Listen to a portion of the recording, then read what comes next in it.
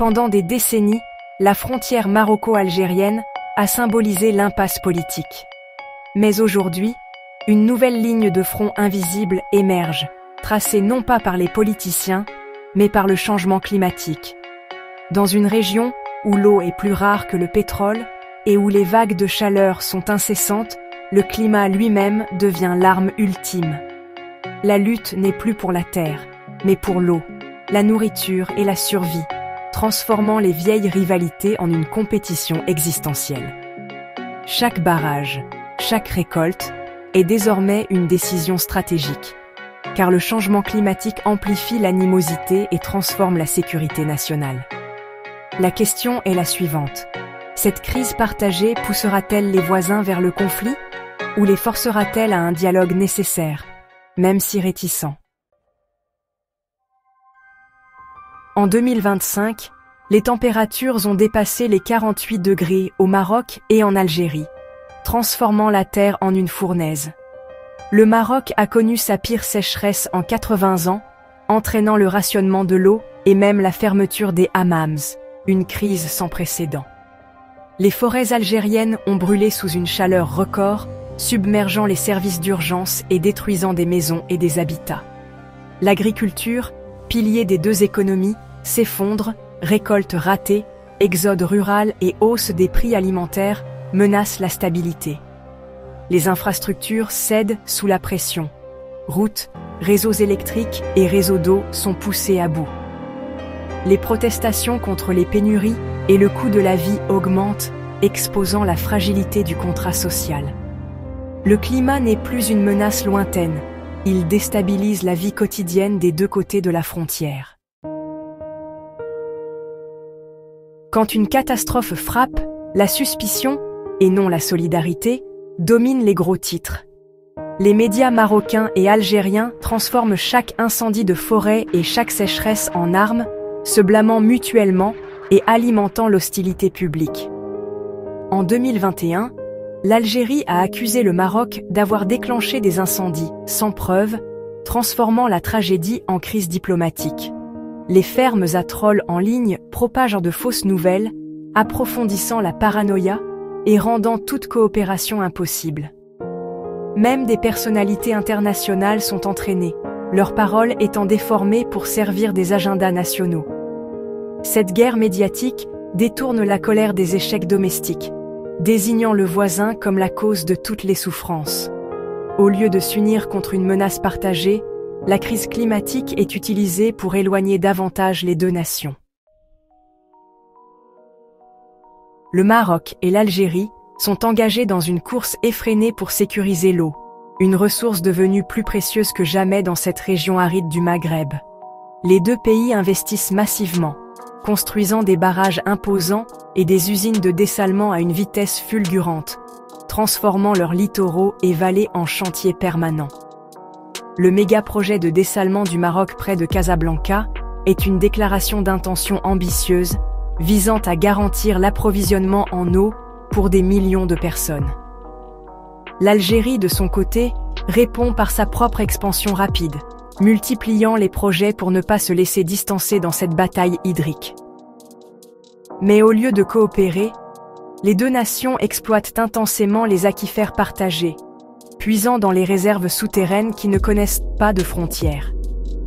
Cette extraction effrénée épuise les ressources dans une compétition silencieuse et insoutenable, menaçant l'équilibre écologique de toute la région. L'absence de gestion conjointe et de dialogue est une véritable bombe à retardement.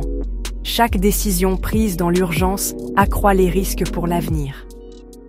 Les gains à court terme, comme l'accès temporaire à l'eau, risquent de provoquer une catastrophe à long terme pour les deux pays, avec des sécheresses plus fréquentes et des tensions accrues. Ces projets ne concernent pas seulement l'eau, mais aussi le pouvoir, la souveraineté et l'influence régionale. Les murs de béton, érigés pour retenir l'eau, renforcent aussi la méfiance et la division entre voisins. Dans un avenir où la rareté extrême deviendra la norme, chaque goutte d'eau comptera davantage. Le contrôle de l'eau pourrait alors devenir une arme stratégique, attisant les rivalités et les tensions.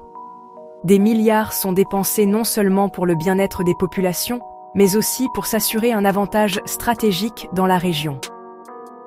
L'eau devient ainsi un enjeu diplomatique, un levier de négociation et parfois même de confrontation. La course aux infrastructures, loin d'apaiser les tensions, durcit la division et creuse le fossé entre les deux nations.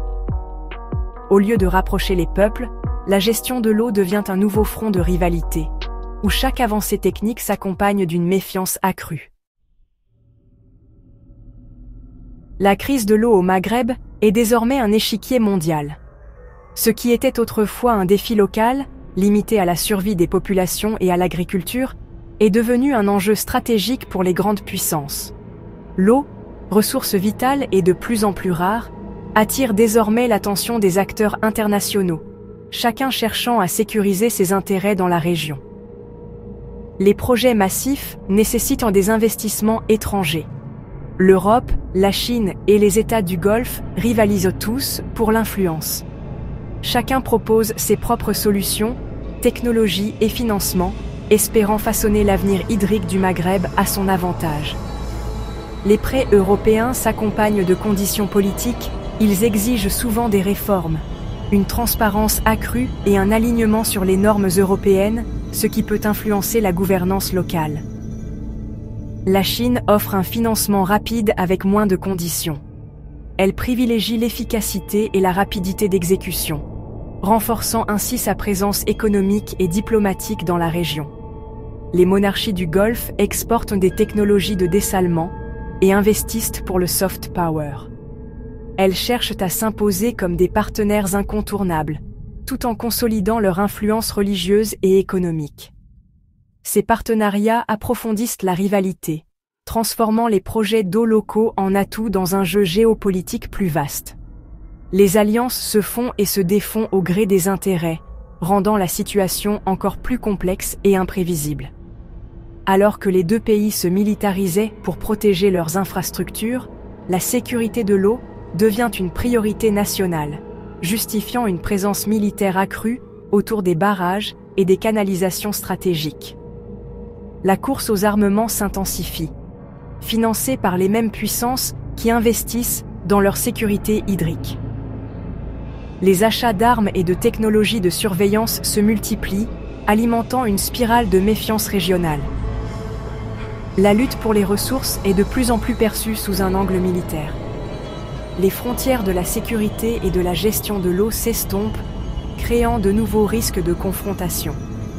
L'eau, autrefois source de vie, est désormais un pion dans un dangereux concours mondial. Ce qui se joue ici dépasse la simple gestion de la ressource. C'est l'équilibre des puissances qui se redessine autour de chaque goutte. La diplomatie étant morte, le Maroc et l'Algérie font face seuls à la crise climatique, enfermés dans une guerre froide climatique de survie solitaire. Le Maroc vante l'innovation verte et les coopératives locales. L'Algérie s'appuie sur des méga-projets étatiques et la richesse des hydrocarbures. Les deux approches sont nationales et non régionales, ignorant la nature transfrontalière de l'eau et du climat. Aucune information n'est partagée, aucune leçon n'est apprise. Chacun mène la même expérience de manière isolée. Les écosystèmes partagés, forêts, rivières, aquifères, souffrent de cette impasse. Les incendies traversent les frontières, mais il n'y a pas de réponse conjointe. Les barrages en amont menacent les communautés en aval. L'unilatéralisme engendre la méfiance et les décisions techniques risquent d'être considérées comme des actes hostiles. L'absence de coopération rend l'escalade d'autant plus probable. La rivalité maroco-algérienne, déjà ancienne, est aujourd'hui redéfinie par le changement climatique, qui bouleverse les équilibres et exacerbe les tensions existantes. Face à la raréfaction de l'eau, la voie de l'action unilatérale mène inévitablement à l'instabilité et à la méfiance. Une sécheresse sévère ou l'accaparement des ressources hydriques pourrait déclencher un conflit direct, transformant la rivalité politique en crise ouverte, avec des conséquences catastrophiques pour le Maghreb. menaçant la stabilité de toute la région et même au-delà de ses frontières. La militarisation croissante des frontières et l'hostilité alimentée par les médias rendent la crise encore plus probable, en attisant la peur et la suspicion. Pourtant, l'ampleur de la menace climatique pourrait forcer l'émergence d'un nouveau type de partenariat entre les deux pays, né non pas de la confiance, mais de la nécessité absolue de survivre face à un ennemi commun, la pénurie d'eau. La gestion conjointe de l'eau, la création de projets d'infrastructures partagées, la coordination de la réponse aux catastrophes naturelles et l'entraide lors des crises, ainsi que le partage des technologies innovantes, sont la seule voie à suivre pour éviter le pire. La communauté internationale, en particulier l'Union européenne, doit utiliser son influence et ses ressources pour favoriser le dialogue, encourager la coopération et soutenir des solutions durables. L'avenir de millions de personnes dépend de la capacité des dirigeants à choisir la sagesse et la collaboration plutôt que la confrontation. Car sinon, le conflit et le chaos risquent de devenir la seule réalité pour la région.